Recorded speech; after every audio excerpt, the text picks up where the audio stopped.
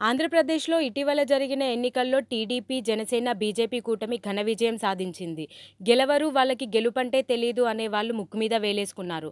ఇదిలా ఉండగా ఈరోజు 175 మంది ఎమ్మెల్యేలు అసెంబ్లీలో ప్రోటెం స్పీకర్ గోరంట్ల బుచ్చయ్య అధ్యక్షతన ప్రమాణ స్వీకారం చేశారు. ఇదిలా ఉండగా గత 2.5 ఏండ్లుగా అసెంబ్లీలో అడుగుపెట్టని నారా చంద్రబాబు నాయుడు గౌరవ సీఎం హోదాలో ఉండి ఇప్పుడు అసెంబ్లీలో అడుగుపెట్టారు. గతంలో వైసీపీ నేతలు ఎన్నో మాటలతో చంద్రబాబుని, టీడీపీ నేతలని హేళన చేసిన విషయం తెలిసిందే. టీడీపీ నేతల సూటిపోటి మాటలకి మనస్తాపానికి గురైన చంద్రబాబు మళ్లీ సభలో అడుగంటూ పెడితే సీఎం అయ్యాకనే అని 2021లో శపథం చేసి మధ్యలోంచే సభలోంచి వెళ్లిపోయారు. మళ్లీ మాస్ ఎంట్రీ ఇచ్చారిప్పుడు. ఇటీవల జరిగిన సాధారణ ఎన్నికల్లో కూటమి నుండి 164 సీట్లు సంపాదించి సీఎం అయ్యారు. సీఎం అయిన ఆయన మళ్లీ సభలోకి అడుగుపెట్టారు. ఈరోజు అసెంబ్లీలోకి వచ్చే ముందు అసెంబ్లీ ప్రధాన ద్వారానికి నమస్కరించి లోపలికి వచ్చారు చంద్రబాబు నాయుడు. వేద పండితులు వేద మంత్రాలతో పూర్ణకుంభంతో సీఎం ఛాంబర్లోకి తీసుకువెళ్లారు.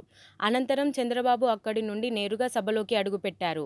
ప్రోటెం స్పీకర్ గోరంట్ల బుచ్చయ్య గారి ఆధ్వర్యంలో ప్రమాణ స్వీకారం చేశారు చంద్రబాబు.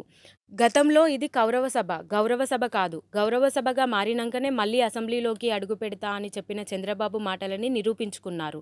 ఇంకోవైపు ఎవరైతే పవన్ కళ్యాణ్ కనీసం అసెంబ్లీ గేటు కూడా తాకలేరు అన్నారో వాళ్లే ఇప్పుడు పవన్ కళ్యాణ్ అసెంబ్లీలో ఎమ్మెల్యేగా ప్రమాణ స్వీకారం చేస్తుంటే ఇంట్లో ఉండి టీవీలో ప్రత్యక్ష ప్రసారం చూస్తున్నారు.